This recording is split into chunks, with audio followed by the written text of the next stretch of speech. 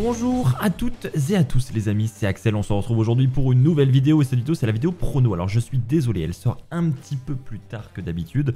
On est vendredi, en plus le pay-per-view, comme je vais vous le montrer maintenant, c'est à 11 h demain matin. Voilà, c'est demain matin, un samedi matin 11 h, on va pouvoir prendre le petit déj tous ensemble devant Elimination Chamber, donc ça va être très cool. En plus, j'en profite pour vous annoncer qu'avec WFF Experience, l'association que je viens de monter, on organise une watch party pour Elimination Chamber.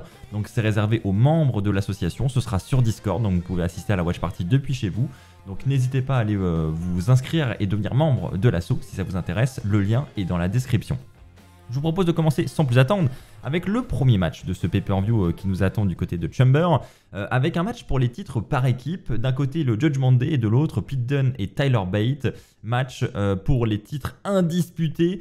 Donc honnêtement déjà sur le papier pour commencer, ce sera un beau petit affrontement. Je pense qu'on aura quelque chose de plus que correct. Dans le ring ce sera très bon. Maintenant je trouve que c'est peut-être un peu trop prévisible. Alors peut-être qu'on va être surpris. Mais c'est vrai que perso, vous allez me dire si vous êtes d'accord ou pas dans les commentaires, j'ai du mal à me dire que Tyler Bate et Pete Dunne vont arriver en tant que champions à WrestleMania. Alors je les trouve très bons, très talentueux, mais c'est quand même une équipe qui est assez fraîche. Et puis, voilà, je ne sais pas s'ils ont encore ce qu'il faut pour arriver en tant que champion à WrestleMania. Le Judgment Day, c'est un clan qui est établi depuis de nombreux mois maintenant. Ils dominent cette division, ils dominent les shows hebdo. Donc clairement, eux, les voir arriver en tant que champion à WrestleMania, ça peut être très intéressant. Donc je miserai plutôt sur le Judgment Day pour ce qui est de mon prono. Après en termes de match, je pense que ce sera très bon et on aura une très belle perf de Pete Dunne et Tyler Bate. Mais je vois bien les champions par équipe conserver leur ceinture à l'approche de WrestleMania. Autre petite info, il paraît que les nouvelles ceintures, le nouveau design des ceintures devrait pas tarder, peut-être avant WrestleMania. Donc à prendre avec des pincettes encore parce qu'on en parle depuis des mois et des mois. Mais ça aussi, ça serait une bonne chose. Enfin, ça aussi, en tout cas, j'ai hâte, moi, de le voir arriver. Le hypomètre pour ce match, voilà, vous venez de le voir, il est à 7 sur 10. C'est un match que j'ai quand même envie de voir. On enchaîne avec Rhea Ripley contre Nia Jax pour le titre de championne du monde féminin. Voilà, là c'est un match que voilà, j'ai pas plus envie que ça de voir, mais je pense que ça peut être correct, ça peut être intéressant. Bon, en ce qui concerne le prono, pour moi, je ne vois pas comment on peut avoir une Rhea Ripley qui perd son titre chez elle à domicile et en plus à l'approche de WrestleMania. Clairement, pour moi, c'est impossible. Donc, je vois vraiment Rhea Ripley remporter ce match. Mais je pense qu'on aura quand même une belle performance face à Nia Jax. Je pense que voilà, il y aura une grosse domination de Nia Jax et une Rhea Ripley qui va nous montrer sa puissance en soulevant notamment Nia Jax, je pense. Voilà, je pense qu'ils vont la jouer là-dessus pour la rendre encore plus impressionnante, encore plus dominante à l'approche de WrestleMania. Et ça, je pense que ça peut être intéressant. Donc je suis pas non plus en mode ça va être un match de merde, ça va être catastrophique. J'attends de voir, mais le hypomètre est plus bas en ce qui me concerne. Il est à 6 sur 10 pour ce match. Donc voilà, c'est pas non plus foufou. Il est un petit peu plus foufou le hypomètre pour le match qui arrive. Le Chamber match où la gagnante va à WrestleMania affronter celle qui remportera ce match entre Becky et Nia Jax, entre Rhea Ripley et Nia Jax. Et on a 6 femmes assez incroyables: Liv Morgan, Raquel Rodriguez, Naomi, Becky Lynch, Bianca Belair et Tiffany Stratton. Donc voilà, vous l'aurez compris, on a quand même un affrontement qui devrait être vraiment pas mal. Pour ce qui est de mon prono, je vais faire par élimination. Raquel Rodriguez, non, je pense pas, parce que voilà, j'ai du mal moi perso avec Raquel Rodriguez. Je trouve que voilà, elle peut être talentueuse, elle peut être très impressionnante dans le ring d'un point de vue force, etc. Mais au niveau charisme, etc., ça le fait pas du tout quoi. Donc clairement, elle a pas ce qu'il faut pour aller dans un main event de WrestleMania affronter la championne, donc j'y crois pas. Ensuite, je vais éliminer Tiffany Stratton, même si elle, pour le coup, je la trouve extrêmement talentueuse. Elle a fait ses preuves du côté de NXT, mais je pense que c'est trop tôt, malheureusement pour elle. Donc, je miserai pas non plus sur Tiffany. Ensuite, je vais éliminer Naomi. Voilà, elle est arrivée récemment. Et puis, je la vois pas retourner dans le haut de la carte comme ça aussi rapidement. Donc voilà, Naomi, je la mets de côté également. Et donc, ça va se jouer entre Liv Morgan, Becky Lynch et Bianca. Je vais éliminer Liv Morgan ensuite. Parce que pareil, je l'adore, elle peut avoir le public derrière elle, enfin, c'est pas un souci. Mais pour aller quand même à WrestleMania, avoir un match de championnat face à Rhea Ripley, je pense pas que ce soit le bon moment pour Liv. Et je pense que voilà, je dis pas, voilà, un Liv Rhea Ripley, pourquoi pas dans les mois à venir, dans un autre pay-per-view, mais je le vois pas à WrestleMania. Et donc ça m'amène à Becky Lynch et Bianca Belair. Et pour moi, celle qui remportera ce match, c'est Becky Lynch. Alors j'aime beaucoup Bianca Belair aussi, ça pourrait être Bianca Belair, mais Je trouve que Bianca, on l'a déjà vu autour du titre hein, ces derniers mois. Et donc c'est vrai que j'aimerais bien avoir un petit peu de renouveau. Et mine de rien, Becky Lynch, ça fait un petit moment qu'on l'a pas vu du côté des titres de championne du monde, du côté du roster principal. Elle a eu un petit run à la NXT, mais c'est tout. Sinon dernièrement, elle a pas fait grand chose. Donc, et en plus de ça, on nous l'a bien teasé. Un Rhea Ripley et Becky Lynch, ça peut vraiment être extrêmement bon au micro à l'approche de WrestleMania. Et ça peut en plus nous offrir un match vraiment très qualitatif, j'en suis sûr, à WrestleMania. Donc je vois difficilement comment on peut passer à côté de ce match pour WrestleMania. Donc pour moi, le prono il est simple, c'est Becky Lynch remporte ce match les amis. N'hésitez pas à me dire si vous êtes d'accord dans les commentaires. Et le hypomètre est à 9 sur 10 pour ce match. Clairement, j'ai vraiment hâte de le voir parce que je pense que ce sera très quali du côté de Chamber, parce que là, on a quand même de très bonnes catcheuses dans ce match. Donc globalement, il y a peu de chances que ce soit mauvais.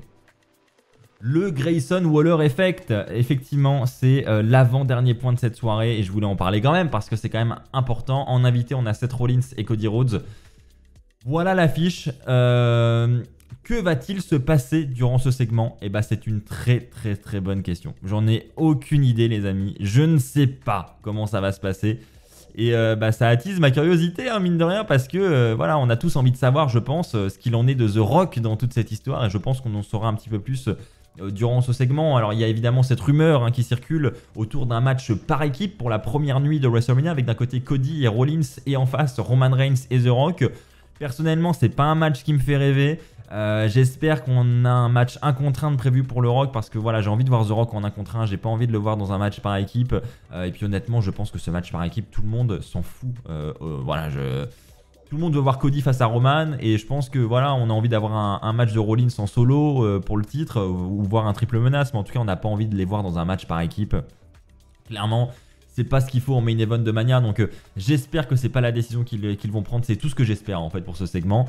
Mais je pense que quoi qu'il arrive, ce sera divertissant et on sera tous comme des oufs devant le segment. En plus, on sera avec un Grayson Waller qui sera à domicile dans son talk show, donc clairement, ça risque d'être vraiment divertissant. Mais me demandez pas ce qui va se passer durant ce segment parce que là, j'en ai vraiment aucune idée. Et j'ai envie de dire tant mieux. J'ai envie de dire, et bah comme ça, on va kiffer et on va profiter tranquillement devant ce segment. Et ça, c'est plutôt cool.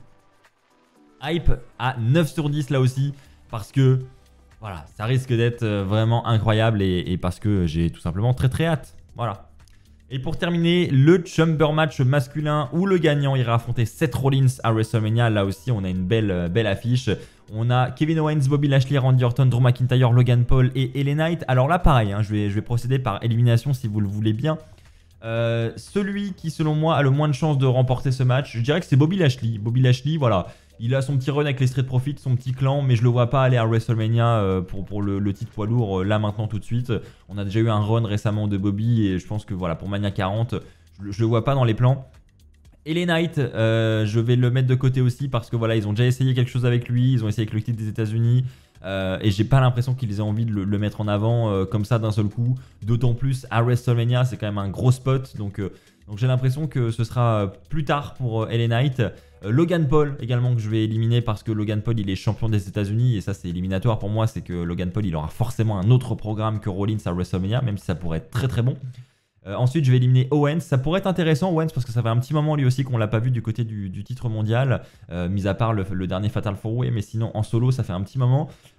Mais voilà pareil, je pense pas que ce soit son moment, je pense qu'il y a d'autres personnes devant lui. Ce qui m'amène à Randy Orton et Drew McIntyre qui selon moi sont les deux favoris pour remporter ce match. Mon choix du cœur serait Randy Orton. Voilà, j'avoue, un petit Randy Orton Rollins à WrestleMania pour le titre poids lourd me rendrait très nostalgique de voilà, me dire que Randy Orton peut redevenir champion poids lourd. Ça serait vraiment incroyable. J'imagine déjà Orton avec le titre là, ça serait vraiment beau. Surtout pour sa fin de carrière qui approche, hein, on le sait. Donc un dernier petit run de Orton ferait plaisir. Mais je pense que le favori, si je dois être objectif, c'est Drew McIntyre. Hein, Drew McIntyre qui tourne autour de Cody Rhodes, qui tourne également autour de Rollins, hein, qui a dit à Cody choisis Roman Reigns parce que en gros je veux la place pour le titre poids lourd face à Rollins. Donc clairement il est favori.